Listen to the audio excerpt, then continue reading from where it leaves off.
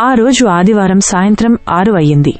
సాంబయ్య ఒక్కడే బాధతో హాస్పిటల్ వైపు పరుగున వెళ్లాడు. అసలు ఏమి జరిగిందో ఇప్పుడు చూద్దాం. మేము మీ దగ్గర నుంచి ఒక లైక్ మరియు సబ్స్క్రైబ్ మాత్రమే అడుగుతున్నాం. వాటి వల్ల మీకు ఎలాంటి నష్టం జరగదు. ఆ ఊరిలో సాంబయ్య చికెన్ షాప్ నడిపేవాడు. సాంబయ్య చికెన్ చాలా తాజాగానే ఉండేది. ఊరి జనాలు అందరూ ఆదివారం వస్తే చాలు సాంబయ్య చికెన్ షాప్ ముందు క్యూలు కట్టేవారు. ఆదివారం సాంబయ్య దగ్గర చికెన్ దొరకడం చాలా కష్టం. అయినా సరే గంటల తరబడి నిల్చుని అయినా తీసుకువెళ్లేవారు. సాంబయ్య కూడా ఎంతమంది జనాలు ఉన్నా ఓపికగా అందరికీ చికెన్ కొట్టి ఇచ్చేవాడు. అలా ఉండగా ఒకరోజు సాంబయ్య ఇంటికి తన చికెన్ షాప్కి కోళ్లు సరఫరా చేసే దళారి వీరయ్య వెళ్లాడు. రండి వీరయ్య గారు, ఎలా ఉన్నారు? కులాసానా? హా సాంబయ్య, నేను కులాసానే. నువ్వు ఎలా ఉన్నావు? అలా వీరయ్య తాను వచ్చిన విషయం చెప్పడం మొదలుపెట్టాడు. సాంబయ్య, ఇలా విను. నా దగ్గర ఒక గొప్ప ఆలోచన ఉంది. అలా చేశావంటే నువ్వు చాలా ధనవంతుడివి అవుతావు. చాలా గొప్ప ధనవంతుడివి అవుతావు.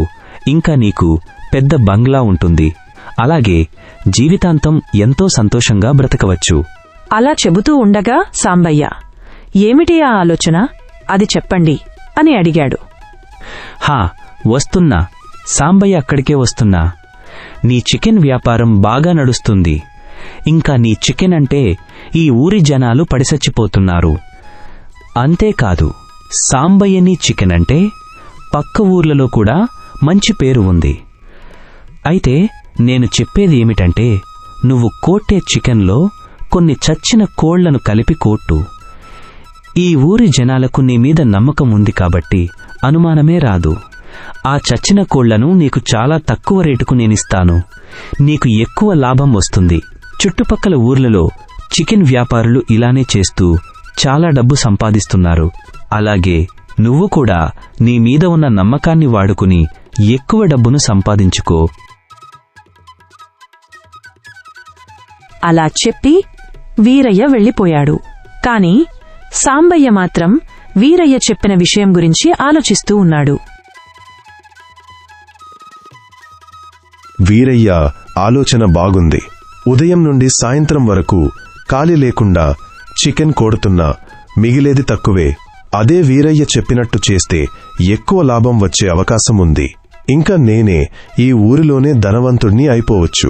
వీరయ్య మాటలు విన్నాక సాంబయ్యకు ఆశ పెరిగింది. ఆ తరువాత వీరయ్యకు తాను చెప్పినట్టు చేస్తానని చెప్పాడు.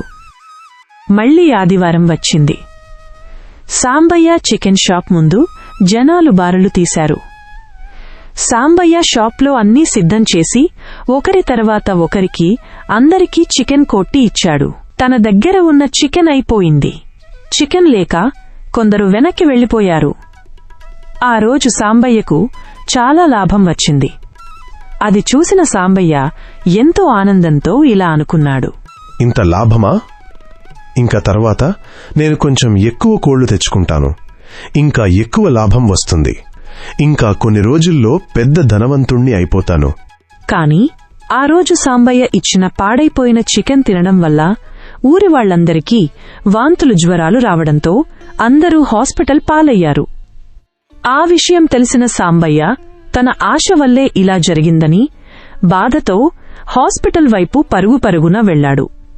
అక్కడ ఊరి జనాలకు తాను చేసిన తప్పు చెప్పి క్షమించమని కోరాడు. నీతి: ఆశపడి తప్పు మార్గం ఎంచుకుంటే చివరికి నష్టం మనకే వస్తుంది. మేము మీ దగ్గర నుంచి ఒక లైక్ మరియు సబ్స్క్రైబ్ మాత్రమే అడుగుతున్నాం. వాటి వల్ల మీకు ఎలాంటి నష్టం జరగదు.